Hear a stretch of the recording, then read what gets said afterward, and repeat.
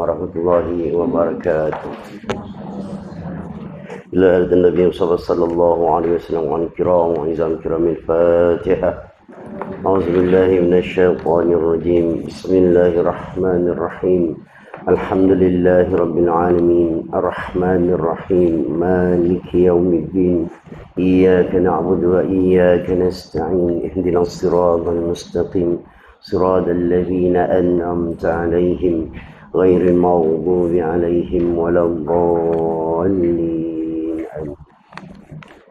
بسم الله الرحمن الرحيم. الحمد لله رب العالمين. اللهم إنا بنور الله العظيم لازم الأركان الله العظيم وقامت بها ولم الله العظيم أن تصلي على مولانا محمد الزين القدر العظيم وعلى آله نبي الله العظيم كنازمة ذات الله العظيم في كل لمحة ونفس عدد ما في علم الله العظيم صلاة دائمة بدوام الله العظيم تعظيما لحقك يا مولانا يا محمد يا ذا الخلق العظيم وسلم عليه وعلى مثل ذلك واجمع بيننا وبينه كما جمعت بينه وبينه ظاهرا وباطنا يا كزة ومنا وحجزة من جميع في دنيا قبل الآخرة يا عظيم.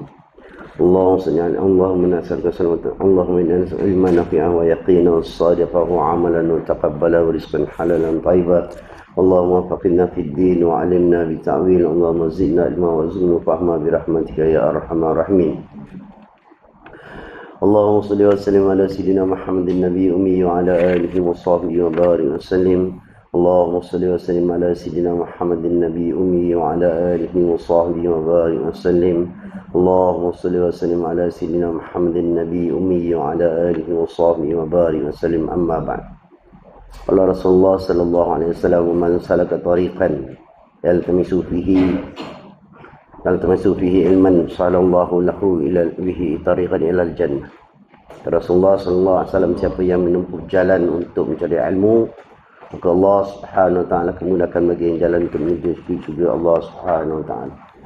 Alhamdulillah, bersyukur kita kepada Allah Subhanahu wa taala dapat bertemu dan kumpul dalam majlis ilmu dan taman-taman syurga. Mudah-mudahan kita dikurniakan oleh syurga oleh Allah Subhanahu wa taala dan dikurniakan iman, kurniakan Islam.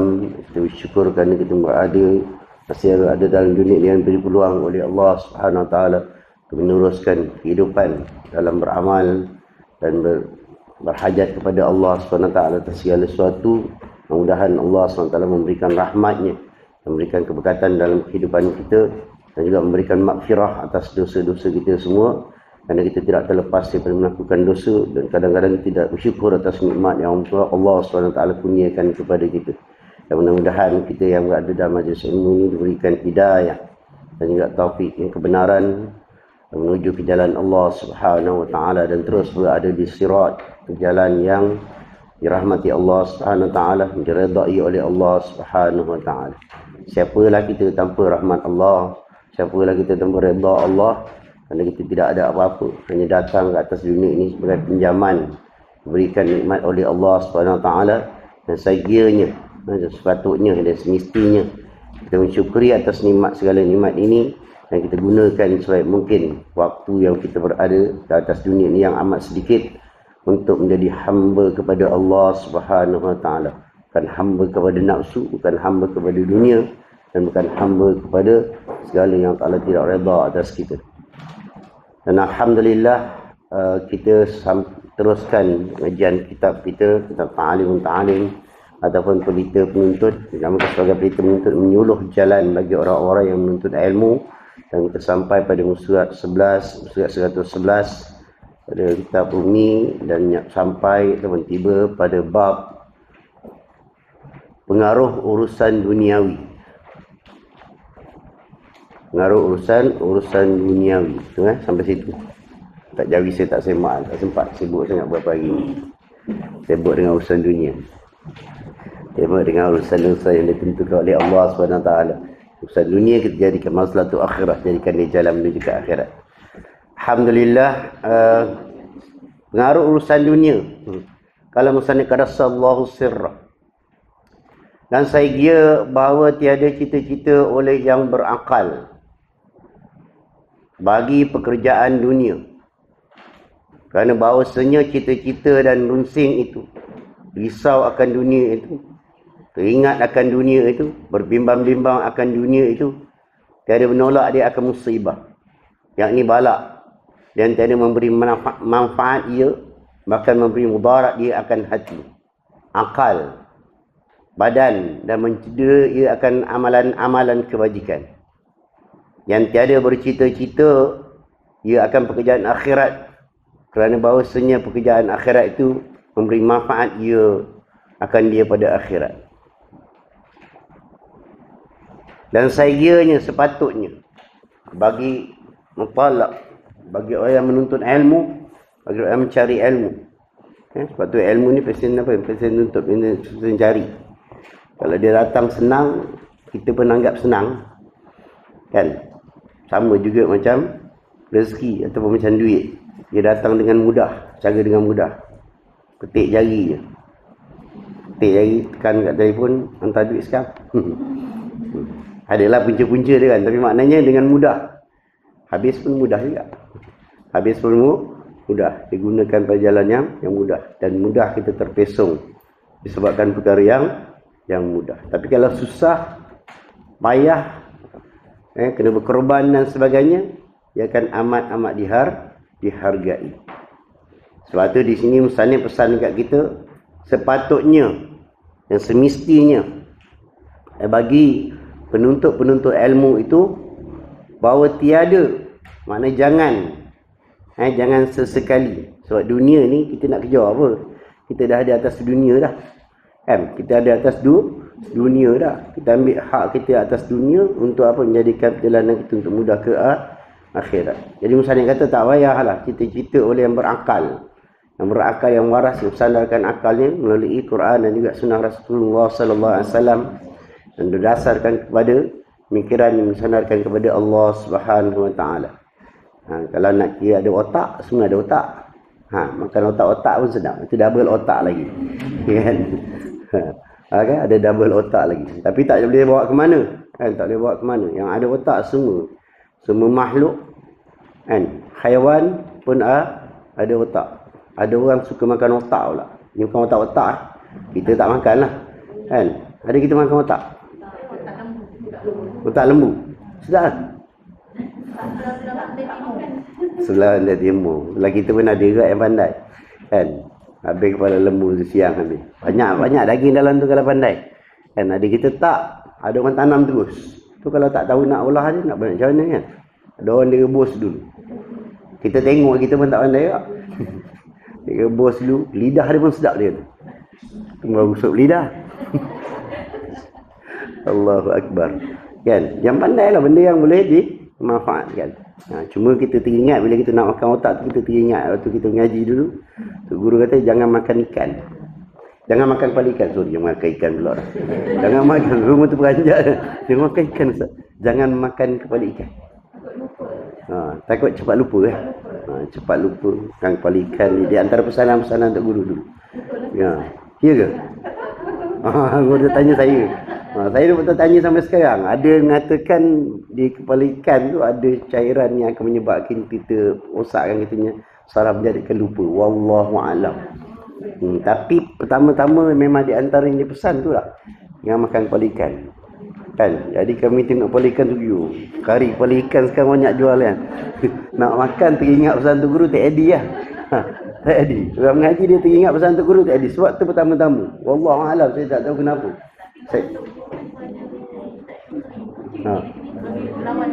Lawan pula. Kami mengaji datang untuk pesan jangan makan kepala ikan. Kepala ikan bilis kita takut dah. Buat lah tu. Kepala ikan yang kecil tu. Sampai kami pernah berbalah dengan sahabat. Sebab kita tak ada nafs. Kita tak ada hujah. Yang kata tak makan sebab tu guru pesan tu saja. Yang lain kita tak tahu. Nak makan silakan. Tak ada edit pantalan. Tak edit haram pun. Kan, tapi mungkin ada sebab-sebab tertentu kenapa begitu kan. Wallahu a'lam. Saya tak ada jawapan untuk itu. Saya mencari jawapan sampai sekarang. Tak ada hujah. Cuma ada kata kawan dalam tu ada jenis ialah cairan dan kemikal yang menyebabkan kita akan mudah lupa. Wallahu a'lam. Cuma ada satu pesanan yang selain daripada tu, makan mi segera. Saya tak nak sebut nama lah. Tapi untuk guru bagi je nama masa tu. Makanan mi segera. Kurangkan makan mi segera. Kalau boleh elak kan. Mi yang betul tadi kenapa nak segera? Mati pun segera. Kan, dia diambil pesanan dua kuat tu. Terutama anak-anak yang hafaz Al-Quran. Itu memang dipesan-pesan sangat. Kita ni dulu menghafal kitab, menghafal matan, itu pun tak habis-habis. Menghafal matan ni dia kaedah fiqh, kaedah fiqh dan sebagainya. Jadi kalau kita menghafal matan tu kita senang buat satu rumusan daripada sesuatu hukum. Itu kaedah dia lah. Saya orang ngaji kitab. Kalau ngaji tahfiz Al-Quran ni dia menghafal Quran saja. Adalah, dia bukan kata tak ada kitab langsung, kan ngaji hafiz marah saya pula. Tapi tak sama bila kita menghadap kitab keseluruhan dengan kita hafiz, kita akan memang tumpukan pada Al-Quran. Orang kata mana satu bagus? Dua-dua bagus. Sumber ilmu daripada Al-Quran. Kita tak boleh nak nafikan tu. Kan? Kita tak boleh nak nafikan tu. Tapi bila kita ada Al-Quran, kita juga kena ada kaedah bagaimana untuk mentafsir atau menterjemahkan ataupun memahami Al-Quran. Sebab tu kalau kaedah saya mengajar Al-Quran, selain daripada mengajar membaca, saya akan lebih tumpukan kepada tadabbur Al-Quran supaya faham. Sebab apa? Saya ngajar semua murid-murid yang baru nak tumbuh gigi. Maksudnya apa? Dah lama dah kan? Dah lama dah gigi tu runtuh, nak tumbuh gigi baru. So kita kena pergi tumpuan. Dah lama dah kita perjalanan kita ni, tetapi kita masih lagi tak memahami Al-Quran. Kita tahu baca Al-Quran pun tak betul lagi. Tapi isi Al-Quran. Sebab isi Al-Quran, kita baca dalam Al-Quran, kita tak suruh baca pun. Sekali je, Iqra'. Dan Rasulullah ketika bertemu dengan malaikat, Jibril kata, Iqra'. Sekali je sebut.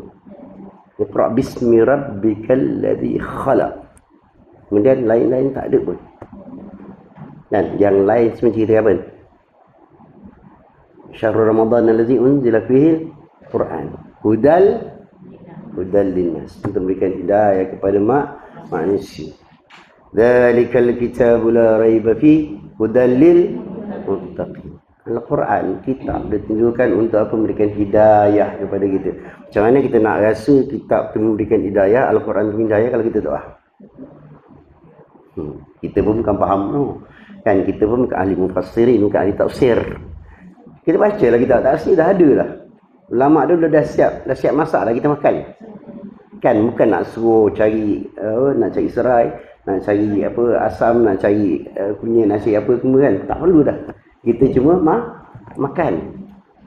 Kalau ahli mufassirin dia kena banyak ilmu, ada 12 ilmu, 13 ilmu untuk menjadi ahli tafsir. Kita nahu tak lepas. Nahu sarah tak lepas. Dua tu poin utama untuk bahasa Arab. Kan bahasa lughah ada lagi dengan nahwu dia lagi, saraf dia lagi, dengan mantik dia lagi, dengan apa lagi tu. Yang dua tu pun asas tu tak lepas. Kan nak jadi imam mufassirin. Jadi kita baca je kitab tafsir. Baca pun kena faham tak? Kalau satu sepatah Arab pun tak tahu. Orang kata cakap Arab tahu Arab je. Jadi kena belajar, kena faham akan ilmu Al-Quran. Sebab apa? Al-Quran tu menjadi hidayah kepada kita, memberi petunjuk kan, petunjuk kepada kita. Macam satu buku manual book kan, dia beri kepada kita, tapi kalau kita tak faham tak guna juga kan. Dia beri kita beli kereta beli apa? Beli kereta Continental, dapat manual book dia tulis dalam bahasa Inggeris, satu lagi entah bahasa apa, Jerman agaknya. Ada dua, biasanya ada dua language. Tengok bahasa Jerman lagi tak faham kan, bahasa Inggeris pun faham macam tu je. Jadi tak berapa je jelas. Sebab tu kita ada ilmu mufassirin, kemudian dia daripada huraikan isi Al-Quran, kemudian diterjemahkan pula kepada bahasa Melayu. Dulu susah nak dapat kitab bahasa Melayu. Dulu ada bahasa Nusantara ataupun lebih dikenal sebagai bahasa Indonesia lah. Jadi kita bahasa Indonesia beli buat pelik-pelik ni binatang apa ni. Kan? Macam ni juga, ni ditafsir daripada bahasa Fatani, Melayu Fatani. Pun kadang-kadang kita pening. Kan? Jadi yang paling penting kita apa? Jangan berhenti untuk belajar. Talamal ilma minal mahdi ilal lahd. Daripada buayan ma'had sampai ke lahad. Sampai ke liang lahat. Sampai apa tu? Sampai mati. Piramli kata sampai Saya tak sebut Betul Firaun ni cakap kan, sampai mampus. Itulah kehidupan kita. Sebab kita hidup sampai apa? Sampai mati. Dua je, hidup, mati. Dan bila kita mati, ini apa yang kita nak bawa? Hati kita fikir. Kan, kita dah lama dah fikir untuk hidup. Umur 10 tahun kita tak fikir apa-apa pun. Masuk 20 tahun kita dah mula. Macam apa empire kehidupan yang kita nak buat? Apa yang kita nak bina? Kita nak capai apa? Yang nak jadi doktor lain. Kan? Yang jadi manager lain. Yang nak jadi belum tahu lagi. So mana kita ada vision lah. Masa kita ada vision. Sampai 30, tak capai lagi vision kita nak buat apa. Masa tu kita umur 14 untuk bina empire. Sampai umur 40, berhenti. Jangan sibuk lagi dah. Pada ketika itu kalau sibuk nak bina empire, saya bukan kata berhenti dalam dunia, kita masih dalam dunia lagi. Tapi maksud tu kita dah rasa situlah pencapaian kita dan kita pertahankan di situ. Jangan sibuk lagi sebab kita cuma tinggal 20 tahun je. Ikut umur Nabi ikut umur Nabi, mati kita tak tahu. Jangan kata ustaz kata 20 tahun lagi hidup panjang lagi ni. Jangan, itu kita anggarkan ikut umur Nabi. Nabi kata umur umatku baina Siti wa Sab'in, antara 60 ke 70. Umur Nabi berapa? 63. Itu je umur kita yang tinggal. Tapi kalau 20 tahun tu kita sibuk lagi nak bina empire, takut-takut empire terbina, kita down. Apa yang tinggal? Yang kita nak bawa ni kekal abada. Khalidina fiha abada. Kekal selama-lamanya. Sebab tu dia berkata jangan sibuk dengan urusan dunia. Sebab apa? Kita nak ni pendidikan. Patut asas kita ta'lim ni nak didik kita. Bukan tak rasa ambil dunia. Kan orang belajar nak makan tak? Orang belajar nak beli kitab tak? Orang belajar nak perlu tempat tinggal tak? Perlu. Semua perlu. Orang belajar nak pakaian tak? Takkan mana ada mungkin belajar bogil. Semua nak pakaian. Tutup aurat nak perlukan dunia tak? Perlukan kewangan tak? Kewangan. Tapi ambil dunia maksudnya untuk akhirat. Ambil dunia untuk capai kepada akhirat. Tapi kalau dunia simpan ke hati, dia rosak. Sebab akhirat ni benda yang tak nampak, benda yang sir. Jadi benda yang sir kita gunakan sir untuk mencapai. Nah, kita gunakan zahir untuk mencapai akhirat, kita takkan dapat. Kita zahirkan diri kita dengan pakaian, kita zahirkan diri kita dengan ibadah, tunjuk-tunjuk kat orang. Kita tak sampai akhirat sebab kita nampak dunia, kita nampak luaran. Jadi dia kata apa? Jangan bercita-cita orang bagi orang yang berakal. Maksudnya orang yang memfikirkan tentang berfikir melalui sandaran ni Quran dan juga sunnah Nabi sallallahu alaihi wasallam. Kerana bahawasanya cita-cita dan runsing itu risaukan dunia ni. Esok kalau aku mengaji, ni orang-orang muda ni jenis mengaji lah. Sebab tu kita ni sebenarnya asas bagi orang muda. Kita pun muda juga lagi. Muda dalam menuntut ilmu. Tak serius kan? Memang menuntut ilmu. Tak apa, kita dalam menuntut ilmu. Kan? Macam kita buat kereta, lesen L atau lesen P kan. Dengan enjin mati kat traffic light. Orang marah tak? Patutlah P. Orang kata macam tu kan? Cuba kita belagak. Lesen pun tak ada. Kan? Bawa kereta macam orang expert, tiba-tiba enjin mati. Memang, hoi bodoh. Itu orang kita lah. Lebih kurang kita sama juga. Kan marah saja kalau kena macam tu. Jadi maknanya apa? Kita letakkan sesuai diri kita. Bila kita mengaji, dalam keadaan kita mengaji, jangan kita runsingkan. Sebab itu adalah urusan Allah SWT. Semua urusan Allah. Yang kita letakkan semua urusan Allah. Yang kita sibuk ni semua bukan urusan kita, urusan Allah. Hidup, mati, apa dia, rezeki, jodoh, apa lagi? Memang semua dah urusan Allah. Tapi yang besar ni semua urusan Allah, rezeki. Kadang-kadang kita sama taraf tak dengan sahabat-sahabat kita sama. Tahap kita sama-sama SPM. Kawan-kawan kita boleh jadi bisnesmen yang besar, yang hebat. Kita sama-sama diploma. Kadang-kadang kawan kita tengok-tengok, dia lebih hebat lagi. Kehidupan ni berbeza dengan kita. Sebab apa? Bukan kehendak kita. Bukan tu kayu ukur dia. Kadang-kadang kawan kita tak ada apa-apa pun. Kan tiba-tiba dia tengok cara zahirnya berjaya dalam hidup. Ketentuan siapa? Tuhan Allah Subhanahu Wa Taala. Kan bukan ketentuan kita. Jadi kita apa? Kita berjalan seperti mana yang telah diaturkan oleh Allah Subhanahu Wa Taala. Usaha wajib. Tapi bukan kita berpegang dengan usaha. Bila kita berpegang dengan usaha, makna kita tidak ada apa? Yang sebelum kita bicarakan tawakal. Kita tak berserah langsung. Kan? Kita berserah, kita tawakal ni budak kecil pun, budak yang lahir-lahir. Dia kenal Allah lebih daripada kita. Sebab dia baru keluar daripada dunia yang gaib, dunia yang kita tak nampak, daripada dunia roh, dari alam roh pada alam rahim. Dia dekat sangat dengan Allah SWT. Alam rahim dia langsung tak tahu apa-apa. Dia tahu makanan dihantarkan kepada dia untuk membesar di dalam perut. Kan? Dia berserah terus kepada Allah SWT. Dia tahu bila masuk je alam dunia satu cabaran yang cukup hebat. Dia kena usaha. Kan? Dia kena usaha. Usaha dia apa? Keluar usaha dia menangis lah. Ada budak keluar senyum. Tak ada kan? Keluar dia menangis. Sebab apa? Pertama dia kata alam ni cukup lain, cukup mencabar. Sebab dia sampai ke alam dia rasa satu tiupan angin yang akan membinasakan dia. Kan, dia rasa sakit dah, ini cabaran kuat sangat. Kan, lepas tu apa? Lepas tu dia mula rasa lah, uish, kat dalam tu tak sibuk aku nak cari makan. Kat sini rasa lapar pula. Kan, so dia menangis. Dia tak ada buat apa. Kan, mana nak cari? Kan ada bawa duit. Mana cara dia ada mula berusaha. Sebab dan dia ajarkan kita berusaha secara apa? Secara mengikut peringkat. Mula-mula berusaha dia nak apa? Berjalan. Dia tak boleh terus berjalan. Kan? Mengesok dulu, ambil step dulu. Jalan-jalan jatuh dulu. Mana ada orang terus kaya? Contoh macam tu. Kan? Dia kena usaha dulu dengan kesabaran, dengan ujian dan sebagainya. Kerana bercita-cita dan musibah itu tidak boleh menolak dia akan musibah.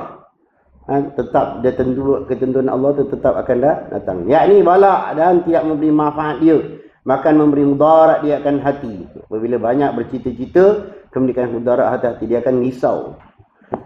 Itulah di antara ujian-ujian pelajar. Tu belajar dulu, lepas ni aku kalau belajar ni gimana tak tahu mengaji pondok kan. SPM tak ada, apa tak ada, nak masuk universiti pun tak tahu lagi arah tuju macam mana.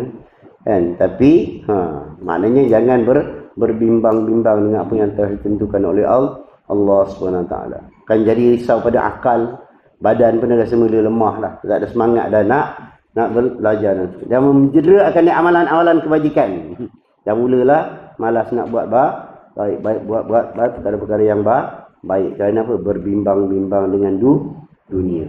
Takut aku kerja ni aku tak dapat yang ni. Tengok kawan-kawan semua dah mula nak berjaya.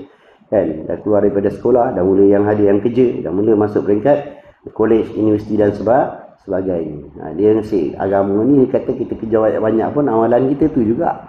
Sembahyang, puasa, zakat, haji tu je. Dia tak nampak benda lain dalam agama kan. Dia nampak benda-benda macam tu. Lepas tu dia kata besok dah keluar daripada ni nak pergi kerja apa? Dia kerja apa? Dia terfikir kerja makan. Nak makan apa je? Nak makan pasir. Ada orang makan pasir? Tak ada pun. Tengok orang kat Melaka tengok gemuk-gemuk kan. Tak kira orang mengaji yang tak mengaji. Orang mengaji lagi gemuk. Tak ada pun mati ke bulu kan. Mencerdaskan amalan-amalan kebajikan dia nanti ada mencita-cita ia akan pekerjaan akhirat. Bila dia dah sibuk dengan urusan dunia, dia lupa akan pekerjaan akhirat. Kita tak kata semua. Tapi bila dia dah sibukkan, tak percaya, buatlah. Kalau tak percaya, orang belajar ni dia buat. Dia sambil belajar je. Kalau orang sibuk dengan urusan akhirat, urusan dunia, agak-agak pagi ni ada kat sini tak?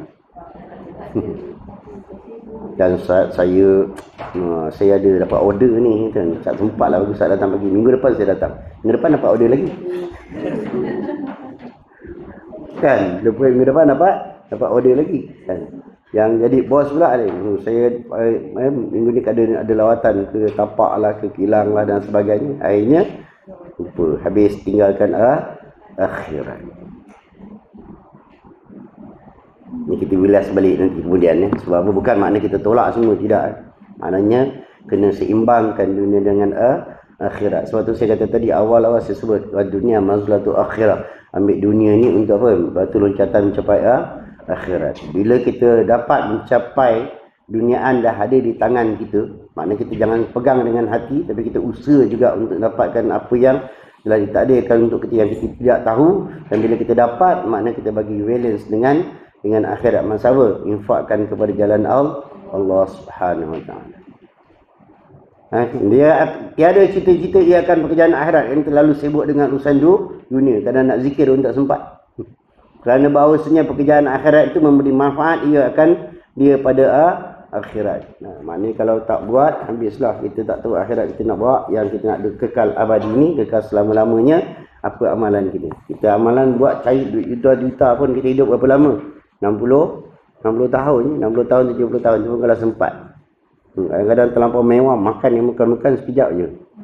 Sekejap je umur punya penyakit dah datang kan. Allahu Akbar. Dan ada pun sabda Nabi sallallahu alaihi wasallam, "Inna minadh dhunubi dhunuban la yuqafruha illa humma ma'isha." Nanti bahawasanya setengah daripada dosa-dosa itu beberapa dosa yang tiada mengkafarah akan dia melainkan cita-cita akan pekerjaan kehidupan. Setengah dosa ini tidak boleh dapat apa? Tidak dapat mengkafarahkan, tidak dapat menyucikan ia akan dia melainkan cita-cita akan pekerjaan kehidupan. Dosa ni pun banyak yang akan menghalang kita daripada pekerjaan akhirat selain daripada pekerjaan mendapat dunia semata-mata. Maka berhati-hatilah dalam urusan dunia. Kadang-kadang urusan dunia bila terlampau urusan dunia, kita fikir terlampau nak kerjakan harta, kita buat benda yang apa? Benda yang salah. Kan? Ini yang berlaku sekarang.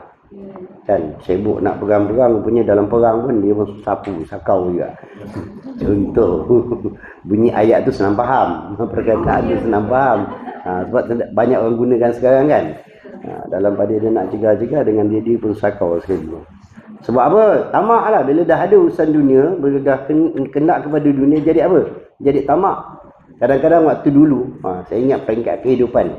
Kan? Banyak saya jumpa kadang-kadang sahabat. Bila kerja waktu dulu, kalau kerja hilang, zaman 80-an, 90-an, kerja gaji berapa? 300 lebih, 400 lebih. Kan?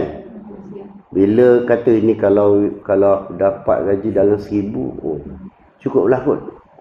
Cukuplah. Dulu tak pakai kod. Orang dapat dulu tak pernah cakap kod kan. Cukuplah. Cukuplah ni macam tu. Kan? Bila dah sampai gaji 1000 agak cukup. Tak cukup. Masa tu dia pakai apa? Pakai motor je. Kakak Kelantan pakai Honda Sama. Honda 50. Kalau kat sini lu Honda 70 kan. Pakai Honda 70. Paling tinggi pun pakai EX5. Kan? EX5 sekarang mahal tu. Kalau kat Kelantan pakai Honda Sama, Honda 50. Sini tak banyak Honda 50 Melaka. Kan? Memang hebat. Itu dah rasa okey lah tu. Cukup lah. Dengan sesuai dengan gaji 300-400. Kan? Bila gaji 1000, pakai apa pula? Pakai kereta. Jadi yang tambahan tadi dah bayar kereta. Cukup tak? Tak cukup. Lebih tak cukup lagi. Sebab minyak dah lebih. Kan? Tuang minyak motor berapa? RM2, RM3 cukup dah. Motor. Kereta tak cukup. RM2-30 dah. Dah naik lagi kos. Sama juga. Kan? Dulu pergi kedai, pergi seorang. Naik motor. Kan? Lepas tu dah ada kereta, bawa anak-anak. Belanja dulu RM10. Dah bawa askar ni. Dia tunjuk aja. Belanja dah lebih. Sama je. Lepas tu kalau macam ni, gaji RM2,000 cukup kot. RM2,000 dia lain pula. Nak pakai kereta baik sikit. Dulu pakai kancil. Kan pakai gajah. Jadi dunia tak pernah cukup. Dunia tak pernah cukup. Sebab kita waktu kita Tuhan letak kita atas dunia untuk menjalani kehidupan dunia, bukan untuk kejar dunia. Buat apa nak kejar? Dunia memang ada dalam tangan kita.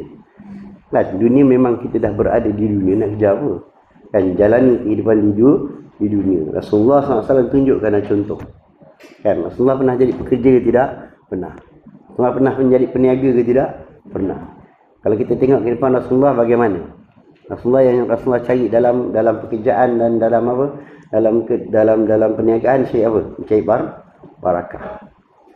Kan Rasulullah tidak pernah culas dalam urusan penjagaan ni. Kalau ni waktu gembala kambing dan tidak pernah apa? Menipu dalam perniagaan. Maka perniagaan dia berjalan dengan lancar. Maka disukai oleh siapa? Sayyidatina Khadijah dalam apa kehidupan Rasulullah sallallahu alaihi wasallam. Contoh kan? Rasulullah bagi contoh. Rasulullah walaupun umur dia pendek, umur dia hanya 63 tahun, tapi banyak contoh yang Rasulullah beri kepada dia jadi pekerja, kan? Dia jadi seorang peniaga, dia jadi seorang ketua rumah tangga, jadi seorang pemimpin politik, pemimpin yang terbesar di dunia. Cukup contoh banyak kan? Tapi kita yang tak nak ambil, kita ambil contoh orang lain. Kita ambil nama-nama yang tidak kita kenali. Nama Rasulullah dikenali seluruh alam, ke seluruh dunia, seluruh alam. Tapi kita ambil lah nama-nama entah mana-mana datang, nak sebut pun payah, jadikan sebagai kita punya idola. Habislah dunia yang kita dah dapat.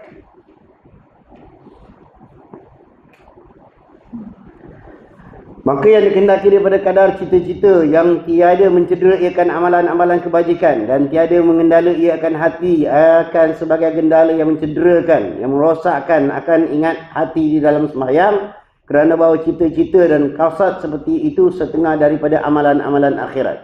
Kerana maksud daripada pekerjaan kehidupan pada hadis itu kehidupannya dirinya dan kehidupan anak-anak bininya, anak-anak bini-bininya, tak apa ni? Anak-anak bininya dan lainnya daripada mereka-mereka yang wajib nafkah atasnya. Maka yang demikian itu tentu sangatlah pekerjaan akhirat. Maksudnya apa? Ambil urusan dunia tu yang menjadikan akhirat. Maksudnya kalau mencari itu, mencari untuk apa? Kehidupan dunia yang menuju kepada akhirat. Untuk menanggung nafkah anak dia, isteri dia, pakaian kehidupan dia dan sebagainya. Jangan berlebih-lebihan. Sebab tu bila kita berlebih, apa yang kita kena buat? Infak lah. Kena zakat kan. Bila berlebihan kita kena zakat. Orang yang makan cukup-cukup pakai boleh? Ada kena zakat? Tak. Dia tak kena zakat harta. Dia tak ada kena zakat pendapatan. Sebab kalau ikut perhitungan tak sampai pun boleh. Dan nasab dia dihisap dia tak sampai kan. Jadi tak perlu. Cuma satu zakat yang memang dia keperluan, semua orang perlu. Cukup tak cukup dia kena perlu. Apa dia zakat? Fitrah. Zakat fitrah tu memang jadi mencari keperluan untuk apa? Untuk menanggung nafkah dan sebagainya. Dan ini tidak mencederakan apa? Tidak mencederakan amalan-amalan. Sebab ini kita kasat mencari apa?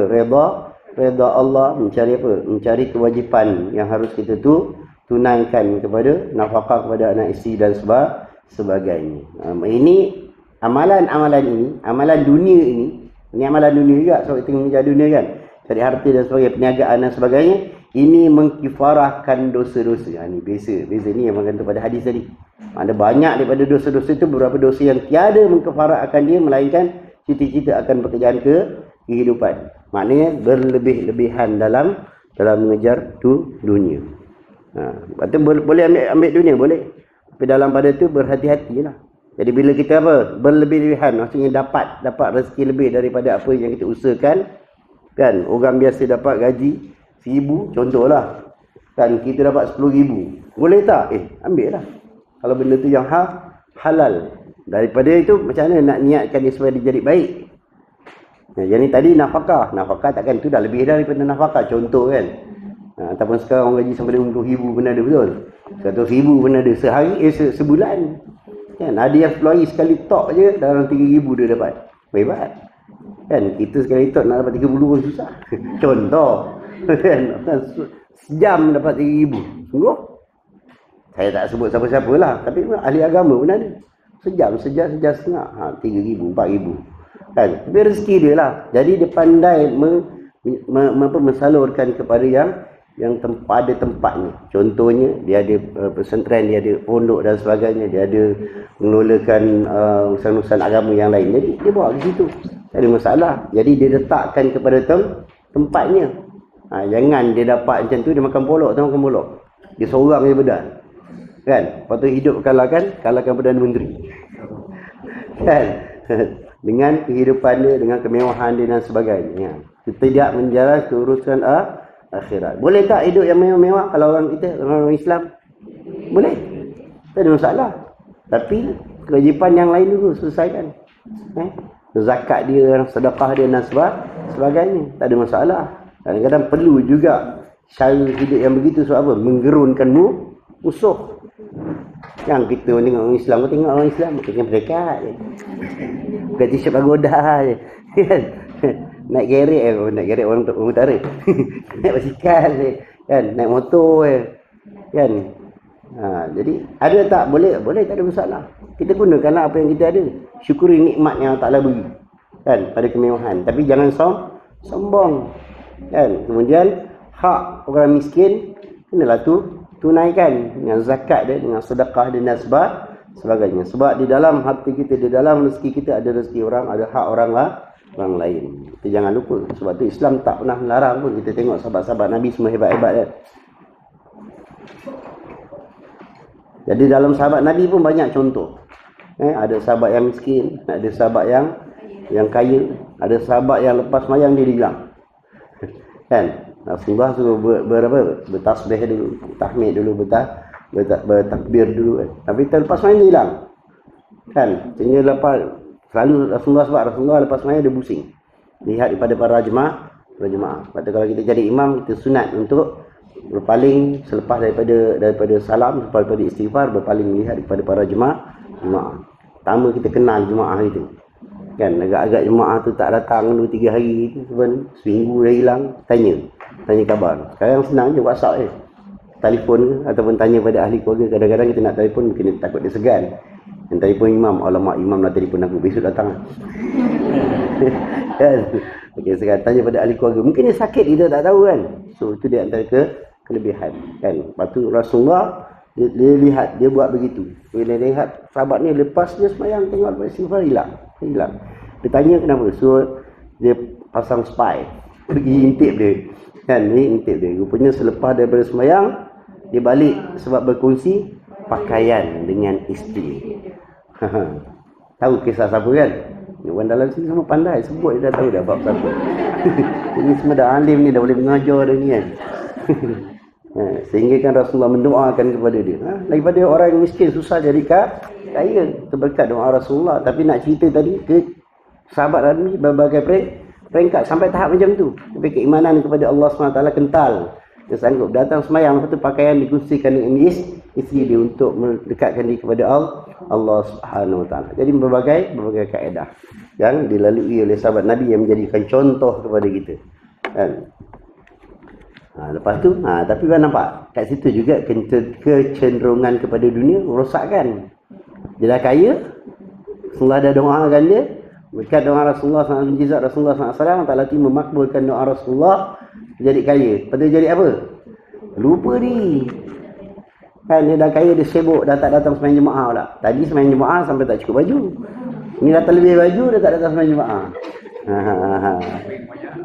Berhati-hati kan. Nak jaga apa? Kadang-kadang macam kita juga dah, kadang tengah sibuk-sibuk gila kereta, tengah polis kita baru setengah kereta dah azan. Macam mana nak polis kita terus ke nak sembahyang? Ini kalau ada biarkan polis ni, dia makan kat cat. Contoh nampak kita dah belah bagi. Cepat-cepat polis yang selesaikan habis. Orang pun iqamah. Dapat berapa? Dapat rakaat yang terakhir ni. Fadilat apa? Takbiratul ihram tadi hilang dah. Main jemaah cuma dapat tinggal satu rakaat saja. Itu pun tuan-tuan dah tayat akhir. Jaga-jaga dunia sentiasa menipu kita. Sebab tu dunia ni kita ambil, jangan berpegang ke hati. Dapat syukur alhamdulillah. Jadi kita tak rasa dunia tu sampai kita sangkut dekat dia. Bila sangkut dekat dia habislah. Kita lupa dah semua. Ni kita cakap untuk diri kita sendiri tuan-tuan ni. Siapa yang rasa pedas, dia lah makan cili pagi tadi. Sebab bila cerita bab adab ni, memang dia sama bab adab, bab tasawuf. Dia akan menempeling muka kita sendiri. Bukan orang lain. Yang berkata ni pun banyak dah kena sepak, tak tahu ikan lagi kan. Allah. Sebab kita lemah tuan-tuan kita lemah. Tuan-tuan dan perempuan semua kita hadapkan diri kita kepada Allah SWT, ikhlaskan hati kita. Bukan senang nak buat kan. Kadang-kadang kita dah ikhlas, datang apa dah? Datang riak pula. Kan kadang-kadang dah kita tepis dia, riak ni tak ada masalah. Aku buat bukan nak pandang-pandang punya pasal. Kan? Kerana kau rasa kau nak puji aku, puji dengan pasal. Kita dah tak heran dah. Tapi satu sifat akan keluar pula kemudian. Apa dia? Ujub. Oh, itu dah tuan-tuan. Orang tak tahu pun kita buat. Orang tak tahu, orang tak puji pun, orang tak tahu. Kan? Nak kata tanda pun tak ada, pakaian pun kita relax, pakai ragut-ragut je. Penting tutup aurat lah. Jangan pakai ragut tengkorak kat depan, tu tak nak lah. Kan? Maksudnya yang tutup aurat sempurna dan sebagainya kan. Bagi baik lelaki baik perempuan. Jadi orang tak tahu. Orang tak nampak, orang takkan puji. Orang tengok biasa je. Tapi dalam hati dia, aku ni zuhud. Aku tak tunjukkan aku siapa. Aku tak tunjukkan aku alim. Aku tak tunjukkan aku ikut sunnah. Aku tak tunjukkan yang aku bangun malam. Tapi aku bangun malam yang ni orang tak boleh nak buat. Habis tuan-tuan, habis. Kan? Sebab tu nak kena jaga hati ni bukan mudah. Kadang-kadang kita tengok orang pandang kita pun, dia ni tak respect gagak aku. Habis. Allahu Akbar. Sebab tu nak jaga hati kan. Ingat, hati tempat siapa telik? Allah. Innallaha la yanzuru ala ajsadikum wala a'malikum walakinnallaha ala qulubikum. Allah Subhanahu wa taala tidak memandang kepada jasad kita, sihat kita, tampan kita, segak kita. Dan Allah Taala tak memandang kepada amal-amal kita, tapi Allah Taala memandang kepada hati kita. Itu yang susah nak jaga hati. Tapi kena jagalah macam ni Pak. Kena buat supaya apa? Kembali kepada Allah Taala dalam keadaan bersih. Bila sebab tu Rasulullah kata amalan untuk diri kita apa dia? Istighfar. Banyakkan istighfar. Amalan kita sebut la ilaha illallah untuk Allah. Kita sebut Allahumma salli ala Muhammad itu Rasulullah sallallahu alaihi wasallam. Tapi Allah Taala Maha Adil, kita sebut la ilaha illallah pahala datang kat kita. Kita sebut Allahumma salli ala Muhammad 10 kali, Allah Taala selawat ke atas kita. Tapi dia satu ni amalan untuk kita sendiri. Apa dia? Istighfar. Astaghfirullahalazim, minta ampun kepada Allah Subhanahu wa taala. Lalu kita tak boleh buat tuan, kita rasa apa? Kita sombong. Orang yang tak beristighfar, orang yang sombong. Rasa diri dia hebat, rasa diri dia bagus, rasa takjub pada diri dia sendiri. Aku hebat, aku kuat, akulah yang boleh bangun malam, akulah yang aku. Dia terlupa siapa yang beri dia aku. Dia lupa kepada orang yang memberikan akuan kepada diri dia. Lagi diri kita yang harus dipinjamkan oleh Allah Subhanahu wa taala. Kekuatan juga dipinjamkan oleh Allah Subhanahu wa taala. Minta Allah Taala bukakan jalan-jalan dan perbanyakkanlah kita beristighfar. Sebab kadang-kadang kita takut apa? Kita tak buat dosa luar tuan, kita warak, kita bagus. Kita tak berjudi, kita tak minum arak. Kita tidak berzina. Dijauhkan daripada dosa-dosa kecil dan sebagainya. Dia hebat. Tapi dalam zaman kita banyak angkuh. Dalam kita sombong. Hati kita sentiasa rasa besar. Tak pandang kiri kanan, kita rasa kita lah yang hebat. Jaga-jaga tuan. Dia tertahukan iblis kita. Nampak macam bagus. Pakaian yang kita pakai, pakaian orang yang zuhud. Tapi rupanya bukan zuhud tuan-tuan.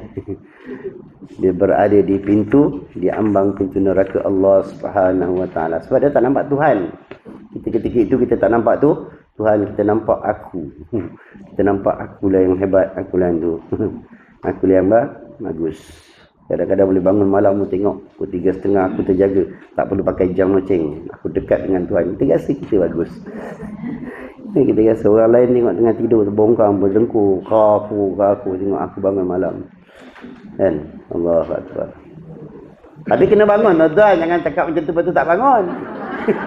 Jangan kata tak nak lah, aku rasa tajuk besar diri aku, lepas tu esok malam bangun lah. Jangan. Lepas tu kita kena banyak istighfar. Tak ampun kepada Allah Ta'ala, bangun tetap bangun.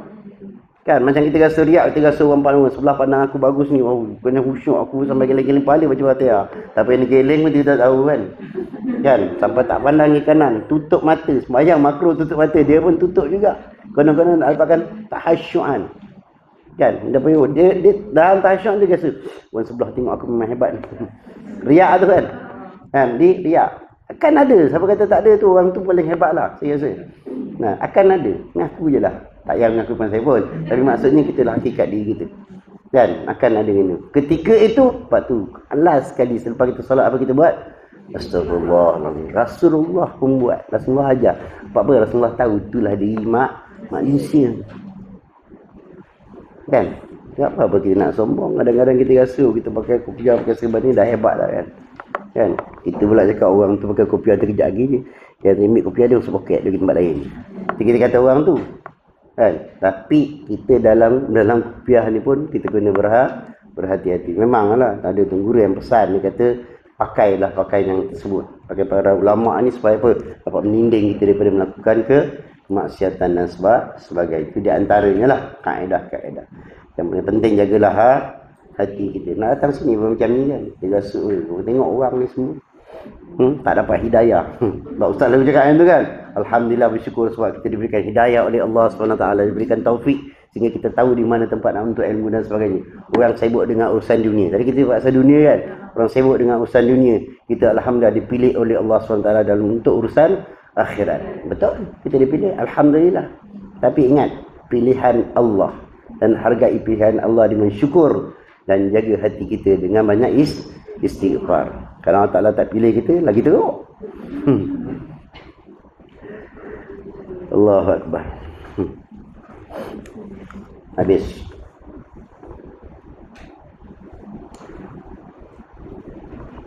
Mana tadi? Dan kebajikan dan tiada mengendala ia akan hati akan sebagai gendala yang mencederakan akan ingat hati di dalam sembahyang akan amalan-amalan akhirat. Kerana apa? Bawa cita-cita. Dia ambil urusan dunia ni yang sampai tidak mengganggu hati dia dalam ibadah, dalam sembahyang ni. Kadang-kadang kalau kita berlebihan dalam mengambil dunia, kita kena pandai bahagikan urusan tu. Jangan sampai urusan dunia ni akhirat mengganggu amalan akhirat ni. Angkat takbir Allahu Akbar. Oh, tadi aku silap, patutnya projek ni aku kena ambil bahagian ni. Semayang dia hilang kat situ. Habis. Allah hilang, Allah tak ada dan tak nampak dah. Sedangkan kita wajib ketika beribadah datang ke ikhlas kita dengan apa? Dengan bagaimana nak datang ke ikhlas dalam ibadah? Kalau kita masih cerita pasal projek, masih cerita pasal projek nak buat kuih, pasal order, pasal apa dalam semayang, itu dah jauh dah lagi dah. Macam mana kita nak datangkan tahasyu'an dalam semayang yang tidak apa? Yang tidak mencederakan ibadah kita. Mana kita pandai bagikan urusan kita. Sebab kan Nabi dah ajar bagaimana kan ihsan. Akhbirni anil ihsan. Bagaimana ihsan? Ingat lagi? Lalu sebut kan? Anta'budallah ka'annaka tara. Ailam yahu yarak, innahu yarak. Beribadahlah kamu seolah-olah kamu melihat Allah Subhanahu wa ta'ala. Angkat takbir Allahu Akbar. Kita seolah-olah berdepan dengan Allah. Hakikatnya memang kita berdepan dengan Allah. Komunikasi kita dengan Allah Subhanahu wa ta'ala. Bila kita sebut alhamdulillahirabbil alamin, hadis kursi kan.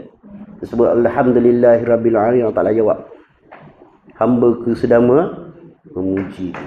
Nampak kita berkomunikasi dengan Allah Subhanahu wa ta'ala. Kalau kita dapat kat situ, insya-Allah itu dia antara nama dia tahasyu'an, orang yang khusyuk dan tahu keadaan itu. Jadi bila kita tahu yang kita sedang menghadap dengan Allah Ta'ala, kita jaga betul-betul tertib kita ketika kita beribadah. Tak ingatlah benda lain. Bila datang je benda lain, cepat-cepat ala balik. Sungguh. Cepat ala balik dah. Tegak balik. Konsentrate balik pada bacaan kita. Sebab tu bacaan kita tahu makna lebih baik. Jangan kita jadi macam bongkar kat tua kan. Macam alhamdulillahirabbil alamin. Lepas semayang tanya, tadi alhamdulillahirabbil alamin apa? Entah apa dia macam ilmu alam jugalah. Nak mampus. Tak tahu apa-apa. Belajarlah. Sebab tu kata belajar tadi daripada mahad sampai lahad. Jangan berhenti. Tak tahu tanya. Jangan kau jadikan majlis pertanyaan sampai pukul 11. Tak, maksudnya tak tahu, tanyalah kepada ahli. Fas'alu ala zikri. Tanyalah kepada ahlinya. Kan? Kadang-kadang tanya kepada orang lain tak jadi. Tak jadi benda tu tak jadi. Mana letakkan kasat kita benar-benar kepada Allah Subhanahu wa ta'ala. Bila datang benda lain dalam sembahyang, halau dia. Kan? Kembali balik kepada jalan Allah Subhanahu. Sebab tu kita minta ihdinas siratal mustaqim. Kalau kami jalan lurus, jalan kebenaran. Mana tegakkan pemikiran kita, hati kita, akal kita pada ketika itu hanya kepada satu. Satu agama, satu iman, satu kiblat, satu kitab, satu rasul, satu Malaysia. Dah tak ada lah. Ada Madani. Allah. Semua tunggu apa satu lagi. Betul tak? Kadang-kadang sepatutnya orang Islam tak berpecah. Kita kepada Allah yang satu, semua sama. Nak tuju mana lagi? Kepada kitab yang satu, Al-Quran. Pada Rasul yang tu Sayyidina Muhammad sallallahu alaihi wasallam. Nabi yang dulu kita wajib percaya, tapi syariat yang kita ikut syariat Nabi Muhammad. Kan, satu kiblat. Ada orang pergi Mekah sembahyang tempat lain-lain. Tak ada. Kaabah kat situ-situ dah menghadap. Yang sana seronok sikit sembahyang. Berapa seronok semua boleh tengok orang depan. Oh, macam tu dia qiyam. Sebab nampak kan. Kat sini tak nampak. Macam mana imam tu buat kita pun tak tahu. Kan. Kecuali yang boleh tengok mayat lah. Mayat kat depan kita di sini. Oh macam tu imam. Kalau dia bercakap, imam lari dulu. Kan? Maknanya kita semua satu. Sepatutnya kita satu hati. Tapi kita berpecah. Berpecah sebab apa? Tak nak ikut. Fa in tanaza'tum fi syai' farudduhu ila Allah war rasul. Bila kita bertelingkah dalam satu perkara, kembali kepada Allah dan Rasul. Kita cari masalah lain, kita cari keadaan lain, kita tak bertumpu kepada Al-Quran, kita tak ambil jawapan daripada hadis Nabi sallallahu alaihi wasallam, kita ambil jawapan daripada akal kita, maka timbullah fitnah dan sebagainya. Sebab tu dalam kita beribadah, kita tunjukkan mana kita beri tumpuan hanya kita dengan Allah Subhanahu wa taala, kita berkomunikasi dengan Allah Subhanahu wa taala, barulah benda-benda lain hilang. Lepas tu apa dia kata tadi? Maka yang demikian itu tentu sangatlah pekerjaan akhirat. Maknanya kita ambil walaupun urusan dunia, tapi kita kasat kepada urusan akhirat, menjadikan dia akhirat. Sebab tu orang Islam ni daripada awal, daripada bangun tidur sampai ke tidur, dia terus berada dalam agama, terus berada di dalam landasan kehidupan. Bangun saja apa kita buat? Doa, alhamdulillah, syukur kepada Allah SWT sebab masih diberinya nyawa. Nak masuk tandas, kita ingat tak Tuhan? Kita ingat, maka kita halau syaitan jangan ikut. Kan, dalam tanda buat apa? Jangan lenyap menyanyi pula. Pasang shower dia menyanyi, seronok, dia rasa macam kat atas pentas. Macam boleh buat je. Kan? Padahal kita membersihkan diri itu, kita niat dengan membersihkan diri apa? Daripada kotoran zahir dan batin. Kan? Sebab tu kita ada adab. Islam ada adab. Masuk tanda ada adab. Dengan kaki kiri, tempat mandi ada adab.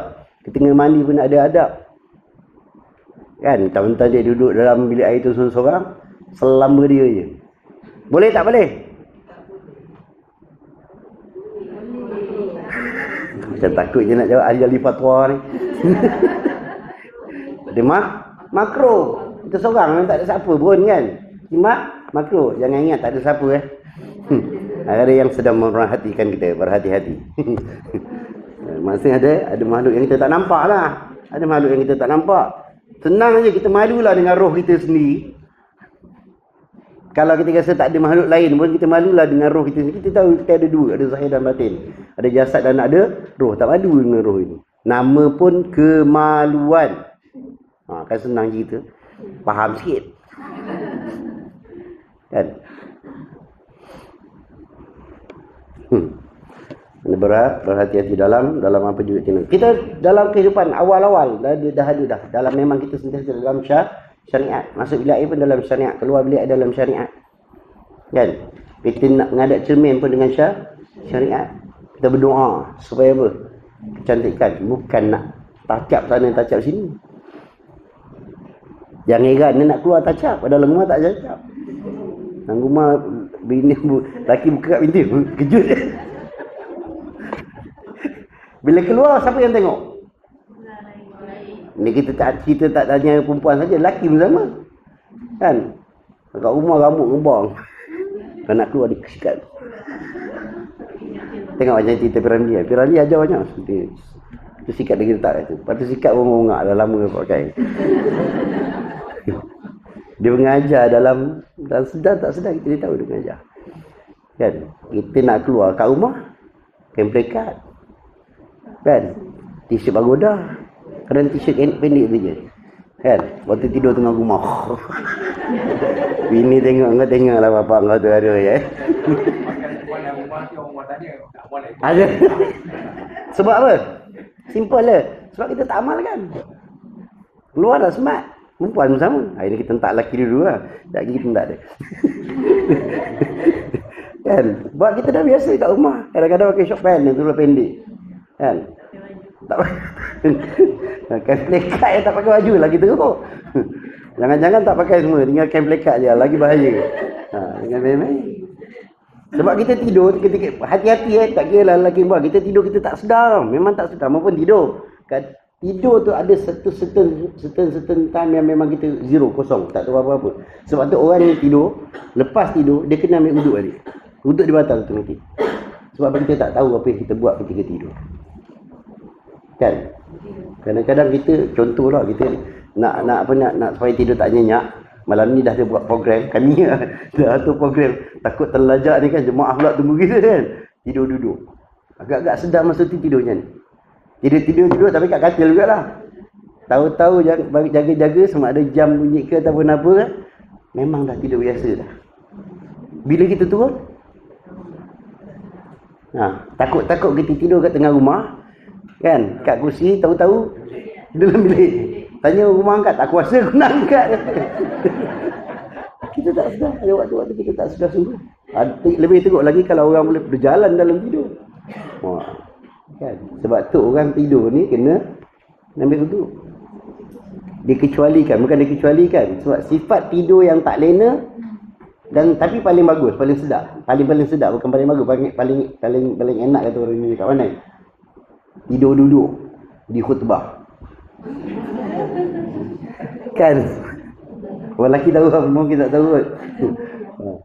Tanya dia tadi khutbah apa? Entahlah, permulaan tu ingat tajuk dia. Tajuk dia ni Ramadan yang mulia. Tapi isi dia, yang isi tak perasan lah. Dah banyak-banyak tu, dah banyak-banyak dia punya alasan kan. Padahal memang dia tak perasan pun. Dia tak dengar lah. Baik hadis mana ke, ayat Quran mana dia tak ingat lah. Sebab memang tak dengar. Tapi dia dengar sayup je. Aku dengar sikit-sikit yang macam tu lah. Kalau dia lelak terus, tak dengar terus, jawabnya batal. Dekat situ, sikit kelebihan bagi orang yang badan dia mantap. Elais gemuk. Sebab bila dia duduk, papan punggung dia fit. Kan, terletak je. Jadi angin tak boleh keluar.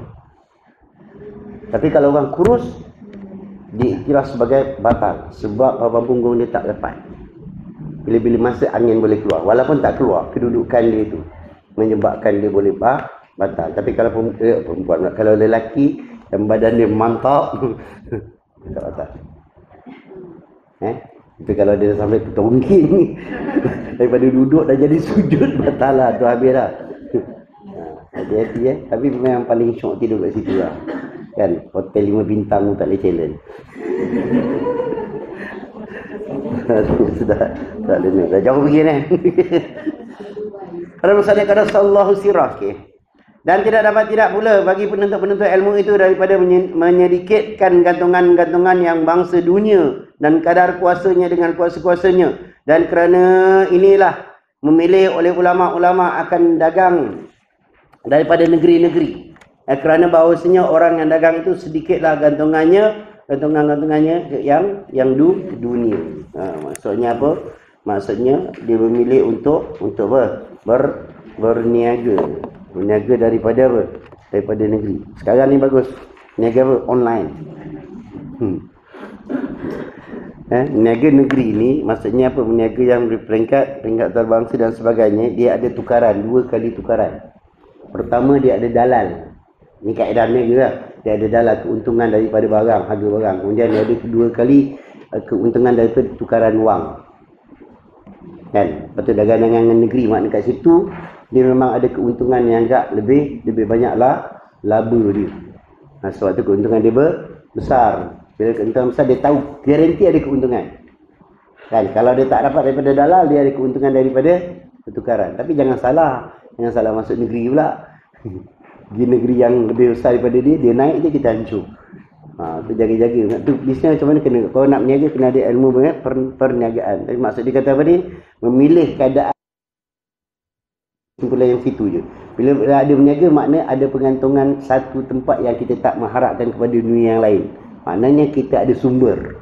Sumber itu menentukan apa? Makna kita tidak bergantung harap kepada yang lain. Kita dah ada bergantung harap kepada Allah satu. Kemudian kita ada usaha yang boleh kita sandarkan.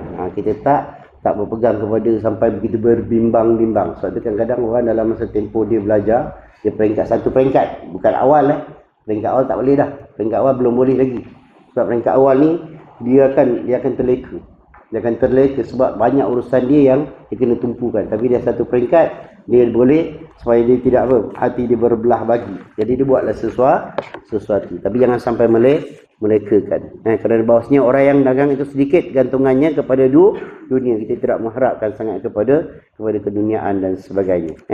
Maknanya apa? Berhati-hatilah dunia ni kita jadikan sebagai betul loncatan. Tapi ingat, dunia ni hanya sementara dan akhirat tu yang kekal abadi. Jadi kita gunakan dunia ni untuk apa? Untuk mencapai akhirat. Bila kita ada duniaan, kita punya masalah di dunia pun selesai dan kita boleh menambahkan saham kita di akhirat. Seperti Islam ada zakat. Kan, kalau Islam tak ada zakat, bermakna tak payah kerja lah. Kan, tak ada siapa nak zakat pun. Siapa yang nak berzakat? Orang yang punya harta. Tukang adilan Islam. Orang yang punya harta berkongsi harta dia kepada orang yang susah. Kemudian orang yang susah ada apa? Dia ada bercita-cita. Maknanya cita-cita untuk juga mengeluarkan zakat dan juga bersedekah. Bukan cita-cita aku nak cita-cita sampai jadi hasad, tidak. Ada cita-cita untuk sampai sehingga aku apa? Ada harta dan boleh juga bersedekah dan berzakat. Ni yang sahabat Nabi itu sampai dia lupa zakat pun tak nak bagi. Dan dia dah kaya, sibuk dengan kambing ni, zakat pun tak nak keluar, habislah. Kan? Mudah-mudahan kita dilindungi Allah Subhanahu Wa Taala, yang diberikan kita rahmatan oleh Allah Subhanahu Wa Taala yang kita sebut hari-hari. Bismillahirrahmanirrahim. Kita memohon rahmat Allah Subhanahu Wa Taala dan mohon kasih sayang Allah Subhanahu Wa Taala. Kita datang sini dalam arti kata kita syukur kepada Allah, dan ingat, dalam pada kebaikan ada kemudaratan, dalam pada nikmat ada ujian. Dalam kita mendirikan diri kita tadi, dalam kita ada ujian kita dengan apa? Dengan riak, dengan ujub dan sebagainya. Maka sucikanlah diri kita. Kalau sucikan harta tadi dengan berzakat, sucikanlah diri kita dengan beristighfar kepada Allah Subhanahu Wa Taala. Insya-Allah, mudah-mudahan dirahmati Allah. Ini berapa bulan? 11. Dan dirahmati Allah Subhanahu Wa Taala. Cuma saya nampak iklan sikit ni. Siapa yang nak ada yang berhajat untuk umrah pada bulan 10, insya-Allah saya akan terbang pada 17 bulan 10. Kalau ada yang berminat boleh PM. Simple dia iklan ni kan. Masih ada kekosongan lagi, insya-Allah. Ada apa soalan? Satu je saya bagi. Ada? Tak ada kan? Mudah alim ni. Kan? Kita sang labah semua tahu. Bismillahirrahmanirrahim. Alhamdulillahirabbil alamin, wassalatu wassalamu ala asyrafil anbiya'i wal mursalin wa ala alihi washabihi ajma'in. Allahumma inna nas'aluka ilman nafi'an wa yaqinan shadiqan wa 'amalan mutaqabbalan wa rizqan halalan thayyiban. Allahumma faqihna fid din wa 'allimna bit ta'wil. Allahumma zidna ilman warzuqna fahma bi rahmatika ya arhamar rahimin. Allahumma iftah lana abwabil khair wa abwabil salamah wa abwabil sihah wa abwabil ni'mah wa abwabil barakah wa abwabil quwwah wa abwabil mawaddah wa abwabil rahmah wa abwabil rizqi wa abwabil ilmi wa abwabil maghfirah wa abwabil maghfirah wa abwabil jannah bi rahmatika ya arhamar rahimin. Rabbana taqabbal minna du'ana innaka antas samiul alim wa tub 'alaina maulana innaka at-tawwabur rahim. Wa sallallahu ala sayyidina wa maulana Muhammad wa ala alihi washabihi wa baraka wasallam. Walhamdulillahi rabbil alamin. Subhanakallah bihamdika asyhadu an la ilaha illa anta astaghfiruka wa atubu ilaik. Bismillahirrahmanirrahim. Innal insana lafi khusr illa alladhina amanu wa 'amilus solihati wa tawassaw bil haqqi wa tawassaw bis sabr. Assalamualaikum warahmatullahi wabarakatuh.